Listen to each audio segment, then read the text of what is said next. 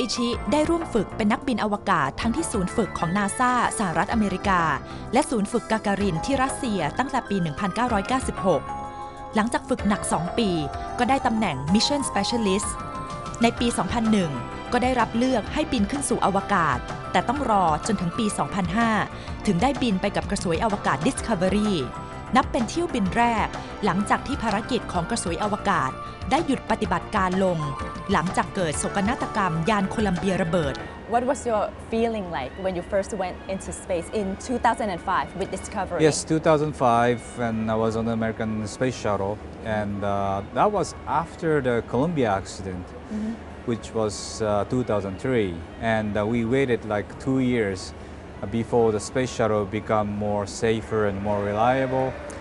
And then after a long wait, I went to space and I feel just, wow, this is very cool. And what we did, I did 3 spacewalk and I helped build the space station with the robotic arm and bring lots of new science experiments for the space station crew. And although the space trip was fun, I felt that staying on orbit for 6 months may be more interesting because we do lots of different science every day. So after my first flight, my next goal became the long duration flight member to stay in space station for 6 months, which became true in 2009. What was all your spacewalks like? In television, they look very risky actually. Okay. Spacewalk itself is actually very quiet because all you can hear is your body, the crewmates talking over the radio, and it's actually a really quiet, cozy place. Now keep in mind that the space itself is very dangerous environment. If you lose air, if it's like cut your glove, and then you lose air, you'll be out.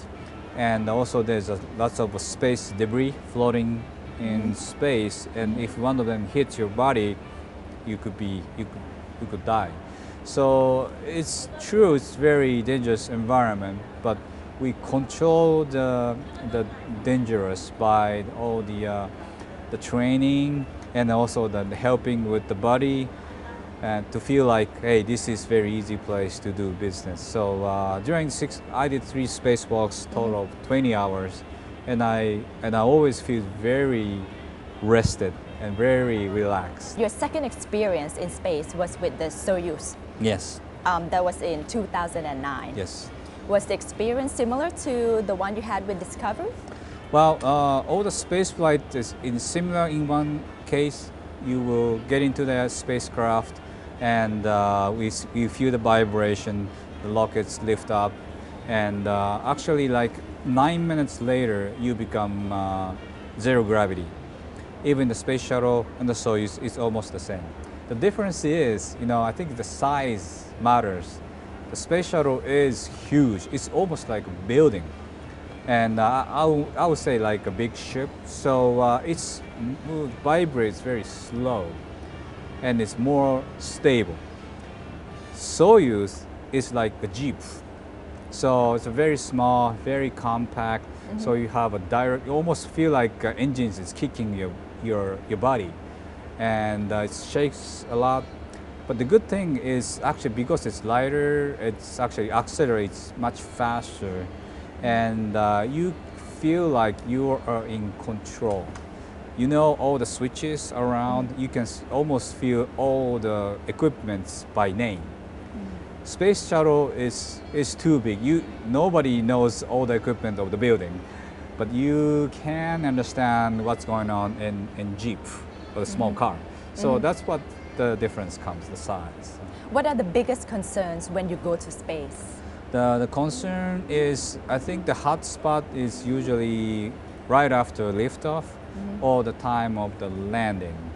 And for the space station, the docking is another critical phase. But those, the launch, docking, and landing is the most tense moment for us because anything can happen and things go wrong. Most of the time, you'll be dead. So those 3 phases really high alert and to make sure we communicate each other between the crew and to the ground, the control center, so that we know what's going on. And fortunately, our case in two space flight, there's no fatal critical accident happen. So When you come back to Earth, how long does it take for you to adjust back to gravity?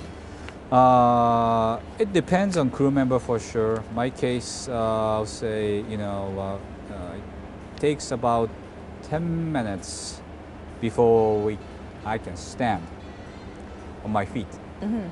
And it takes about 1 week before I can drive a car. So that takes, it's not just a physical strength, it's more like a balance.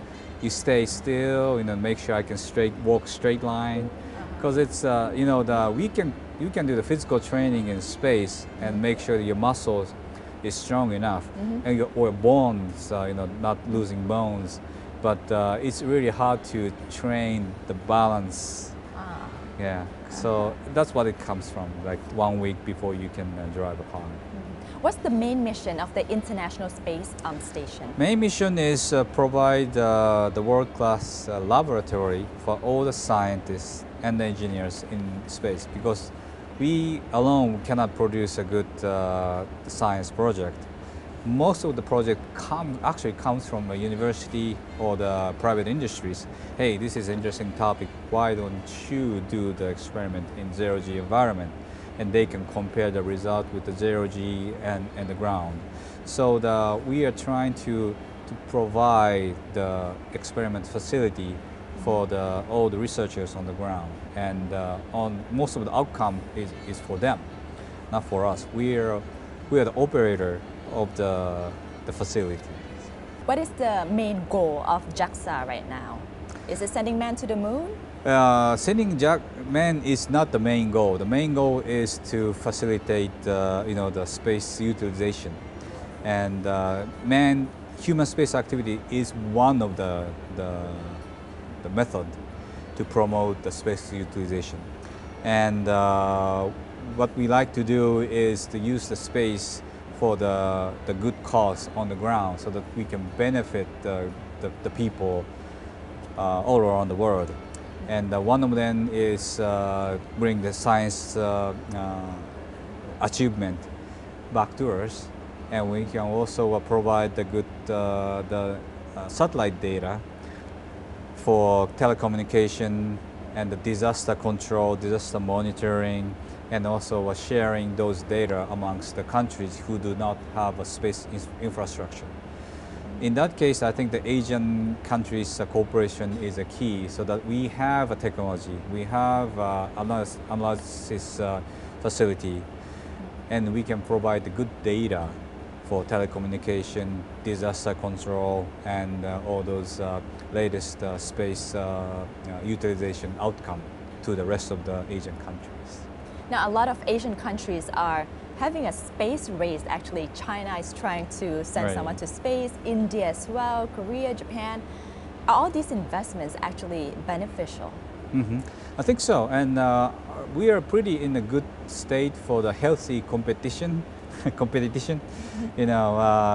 It's not like ugly competition. We are just trying to cooperate each other, and then each country has its own strengths. Like you said, China has now manned the spacecraft, and we have a pretty good launch system for bringing a heavy mass to space station. And India is trying to build the new rocket, and I think all the smaller partners like Korea and Malaysia, they have their own manned program now. So together we can build a better environment for all the Asian countries. In fact, actually, all the astronauts in Asian countries, we're trying to form a forum, a group that we can discuss what we can do as an astronaut to outreach our experience to the rest of the Asian countries who do not have astronauts. So Korea, China, Japan, India, Malaysia, all the astronauts in Asian countries are trying to help each other for the science and the educational purpose. What's your view on commercial space flights? Commercial space flight is definitely coming, and I don't think it's a bad thing. I think it's a good thing actually because we do not need to use the government money to go to space anymore. And with the commercial help and the commercial interest, we can have maybe different level of interest from the younger generation, or maybe from the older generation. Younger generation may become interested in the flying to space more frequently, and older generation, who knows, they may be interested in having a space hotel or space restaurant. Without having a long duration of a training, they just want to go and enjoy the view, and that could definitely be the chance in the near future. Where would you like to go next? I would like to go. Well, International Space Station is a fun place for sure, so I don't mind going there for another 6 months, doing all the science. And besides that, my dream place is actually Moon. I like to go to Moon and build a small moon base and see the Earth going around. And I think it's really a cool place to be in the future.